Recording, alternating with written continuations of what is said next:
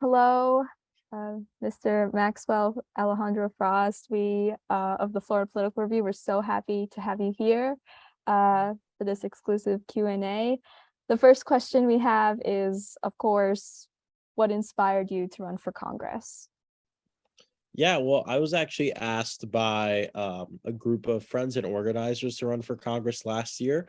Actually, people I had been arrested with during the Black Lives Matter uprising 2 summers ago. And to be honest, when they first asked me and they were like, Max, you should run for this office.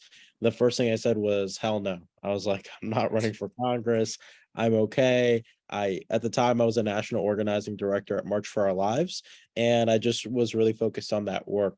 But sometimes people plant a seed in your mind, and they planted a seed. And I kept thinking about it. I started talking with folks from all across the community, about 200 people, asking them what they thought about it. And to my surprise, people were actually really excited about having a young voice run for Congress to represent the community right here in Orlando. And so I decided to really look into it. I was still at a crossroads because I had my full-time job. I was actually about to move out of Orlando, move to New York for March for Our Lives. We moved our headquarters there. But something kind of in me told me to get connected with my biological mother. I was adopted at birth, never really had spoken with her before. And getting to speak with her, learning about her life, learning about the conditions of my birth, that, she had me at one of the most vulnerable points in her life, that I am one of I have 7 siblings, that she is someone who was in this cycle of poverty and crime because not because she's a bad person, but because of the zip code she was born into. It changed my life, really having that conversation with her. And after I hung up, I said I'm running for Congress, for people like my biological mother, for people like my mother who came here from Cuba in the late 1960s, for my community, for the people I was arrested with, for the victims of gun violence that I want to honor with action, and decided to throw my hat in the ring. And it ended up working out. That's why I decided to run for Congress. Yeah, very inspiring. Yes, thank you so much. So our next question that we have is, like, before you decided to run for Congress, what were your previous involvements in the Orlando community? So I've been involved. I was born and raised here. I went to arts middle school and high school here in Orlando, where I played jazz drums. And so I've always been involved in music and culture in my community. Actually, in high school, I had a salsa band called Seguro Que Si, and we were the first salsa band to ever perform in a presidential inaugural parade. We represented the state of Florida, and that's something that my friends and I just like kind of did by ourselves. And so, like, from a young age, I was always really involved in helping to represent the community more on kind of a culture and music aspect. That started shifting kind of later in high school. I became the student representative to the school board for 2 years in high school, and then after that, really doing that organizing on the ground, working to end gun violence, working with mutual aid networks and making sure that we're feeding our communities, and we're counting on ourselves, and we're helping each other out. And during the Black Lives Matter uprising, really took a leadership role in organizing folks here, because we had tens of thousands of people on the streets every day, and I just wanted to make sure we were being safe and strategic. And that's the reason I went out. And so yeah, my work has been kind of all around. I own a small music festival here called Mad Soul, that is a nonprofit thing. We donate 100% of our proceeds to mutual aid efforts for houseless youth. But just a lot of culture work, a lot of music work, and a lot of social justice has been really the work I've done here in Central Florida. It's awesome. I love to hear about it. Perfect. All right. So moving on to, your historic nomination. Congratulations on winning the primary, by the way. Thank you. So you probably heard this from a lot of your interviews. Is if you win, you will be the first Gen Z member of Congress. I think we're all Gen Z, so represent. And how do you plan to bring the values of this young and diverse generation to Congress? Yeah, well, it's interesting, right? Because no generation is like a monolith, right? And so there's so many different ways of thinking, and there's so many different ideologies. Our generation is definitely the most progressive generation. our generation overwhelmingly votes for, Democrats and kind of like that progressive mentality. And even Republicans in our generation are more progressive on social issues. But, the thing that I really think sets our generation apart is like, if you think about our timeline, right? Like I'm the oldest a Gen Zer can be, right? So I'm like at the old side of the spectrum. But I remember like being a kid, being in elementary school, and like looking at watching my dad look at the TV and seeing like all these college age people sleeping outside of Wall Street in New York and talking about wealth inequality and Occupy Wall Street. And then I remember, Columbine and all these shootings going on, and going through, we're a generation that will go through more school shooting drills than fire drills. Continuing to grow up and finding out about Trayvon Martin, who was a kid who was about my age, who was murdered just 30 minutes north of me for walking while black. And then March for Our Lives, and then the whiplash of going from Barack Obama to Donald Trump.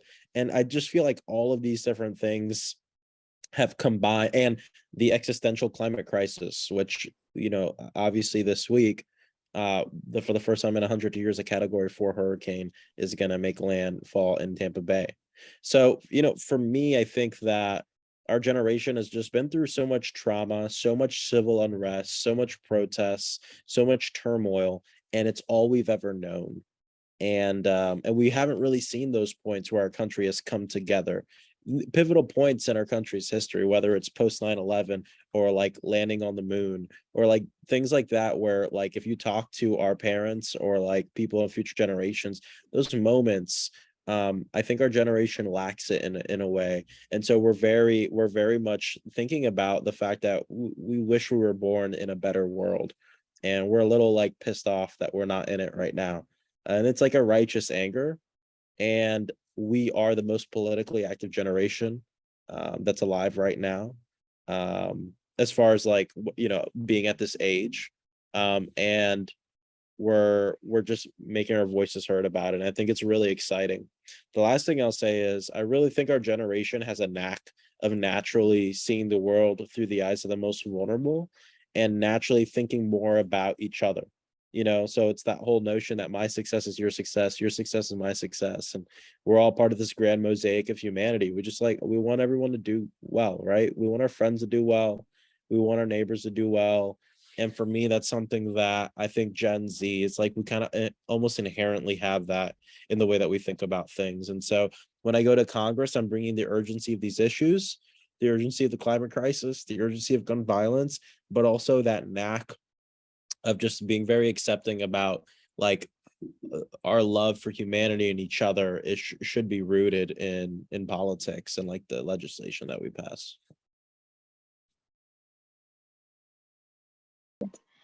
So I know you touched a little bit about on your legislative priorities. So like, what would you say that in a scenario where the election's over, you won the election, what are your legislative priorities, and what bills would you like to propose later on down the line?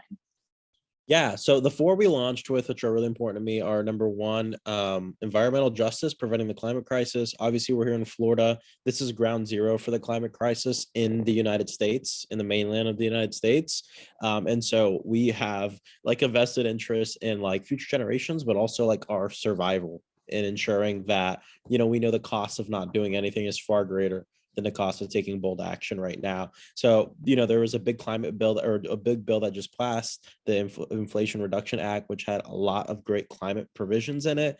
We need to keep building off of that. I believe in the goals of a Green New Deal, and just believe that we need to work very quickly to preserve our planet and preserve humanity.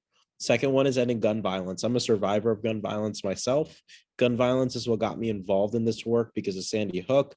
49 angels were murdered literally 15 minutes away from where I'm sitting at Pulse nightclub because of hate. There was armed hate and homophobia and transphobia and bigotry. And so for me, it's how do we create a world where no one feels the need to use a gun to solve their problems in the first place? Number two, how do we make sure that stuff like that never happens again? We lose 100 people a day due to gun violence in this country. So fighting for that's important. Number three is reimagining public safety. And that's really like criminal justice reform. How do we build an equitable system that doesn't criminalize people because of the zip code they're born in, or the color of their skin, or how much money they have in the bank? So that's something I'm always thinking about. What does that mean for policing in our country? What does it mean to put money into communities so communities can end violence before it even happens? And having those conversations and figuring out how we can move that way. I'm a big proponent of something called community violence intervention, which is pretty much on the ground programs that community members who work to end gun violence before it happens in many different ways. It could be after school programs to keep kids off the streets. It could be that we have a program here called Guns Down, Gloves Up.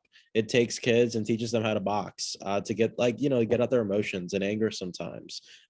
Whether it's community violence interrupters, who actually are people in the community who make friends with all the gangs, who make friends with everyone in the community, and they actually keep their ear to the ground and find out when violence is going to happen, and they literally go and stop it before it happens. They have a conversation with people.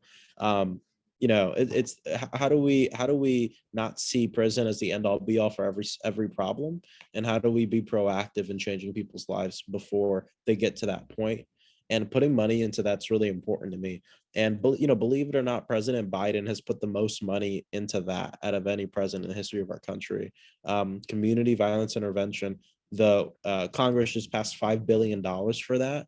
And this is what we were protesting for during Black Lives Matter, like getting money into communities. So I want to keep fighting for that. And then the last thing I'll say is healthcare. I believe that in one of the richest countries on the face of the earth, everybody should have healthcare. So I believe in Medicare for all. I think it's the most practical solution to getting everyone covered. I don't think that anyone in this country should have to pick between a doctor's bill and rent, or medicine and food, and believe Medicare for all is the way there. So I'm very much someone who believes that no matter who you are, you deserve to be healthy by virtue of being human and nothing else. I don't think it should matter on how hard you work.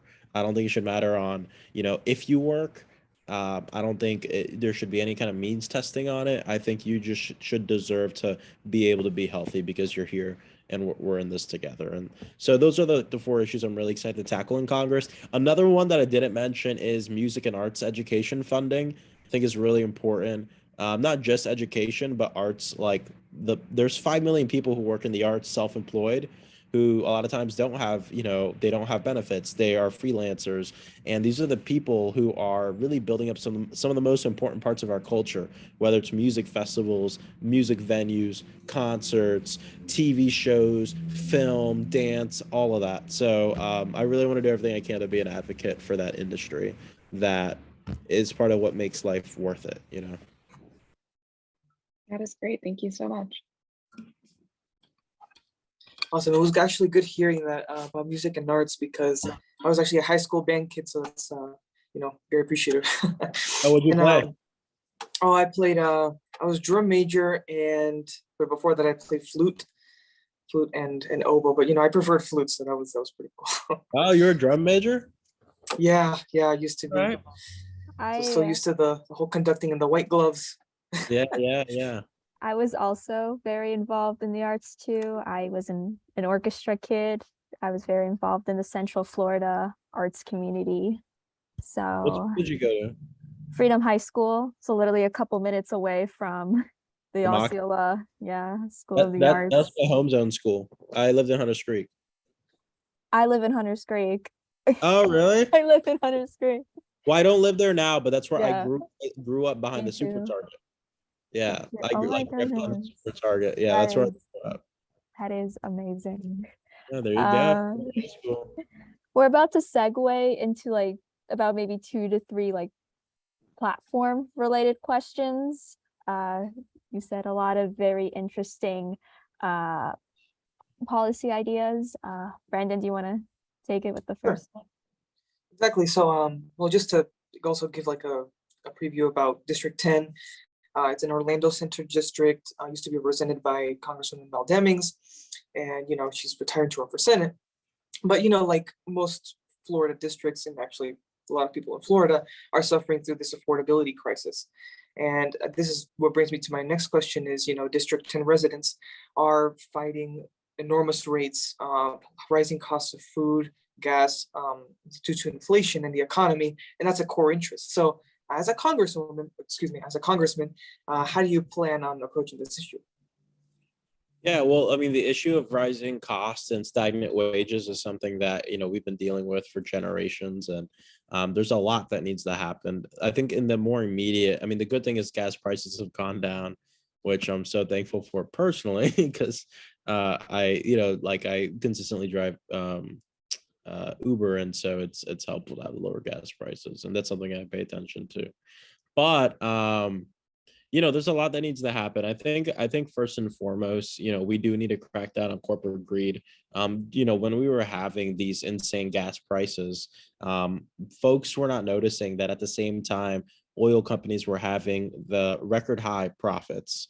So it wasn't out of need. It was not out of, that they needed to have those prices that high. It is because they wanted to take advantage of inflation and of the market to make more money off of our backs. And I think we increasingly need more folks in government who are willing to call that out for what it is, worked against companies that are involved in price gouging and companies that are involved in these greedy practices, and doing everything we can to bring inflation down so there's no excuse.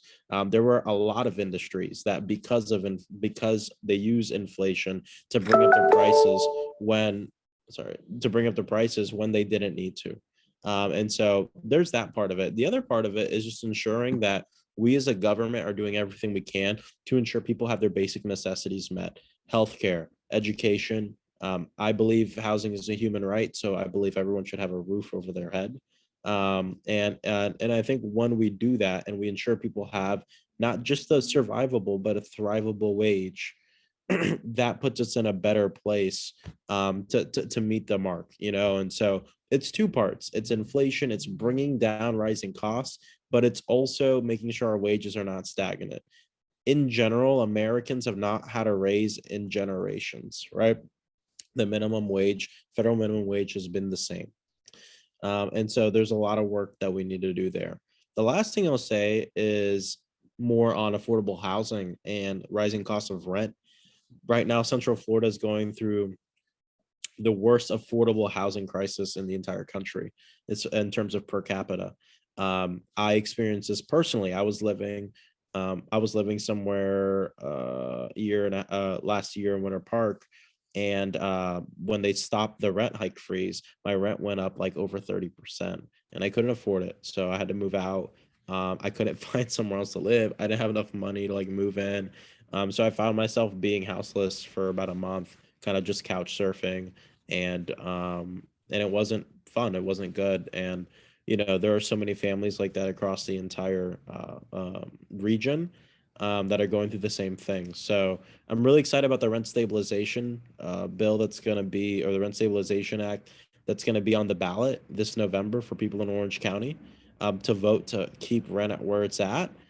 We need to bring it down, but we can't afford another increase. And so there's just so much work that needs to be done. I'm for very progressive and very strict tenant protections. In Florida, renters have no protections. We have no recourse. And there's just so much work that needs to be done at the federal level. Thank you very much. We have time for a second policy question, and then we have two more fun questions at the end. So it's not going to be 100% serious, don't worry. Immigration has been in the news a lot lately. It's been in the news when Trump was president, in the news today with Biden. Since obviously, you will be in the, federal Congress, what are your policy related goals relating to immigration? Yeah, so immigration is very near and dear to me. Obviously, I talked about my mom coming from Cuba, and there's a few different things. Number one, I believe that we need to work to provide a speedy path to citizenship for all currently undocumented folks in this country. If for a lot of people don't understand how expensive, long, and difficult our process is for citizenship in this country. It is very difficult. It takes a long time, and it takes a lot of money. And obviously immigrants who have come here from poor conditions, it takes them a lot of time to get to a place where they can even take advantage of the current system.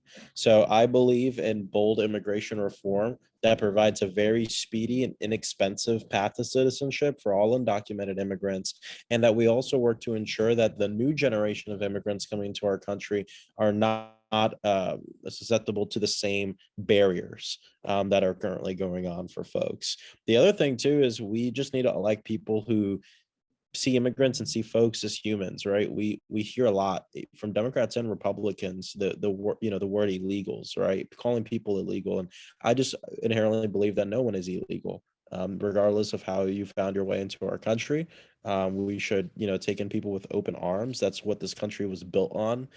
That's literally what's inscribed on the Statue of Liberty. And you know, for me, it's like, how do we get back to the true promise of this country, which, you know, Congresswoman Barbara Jordan says it's you know, a country as great as its promise, and that promise is being open to immigrants and learning about what my mom went through, what my grandma went through, what my aunt went through. The fact that my grandma had to work like 3 factory jobs, she made like $1 an hour, no protections, and she had to subjugate herself to that because she wanted the better life.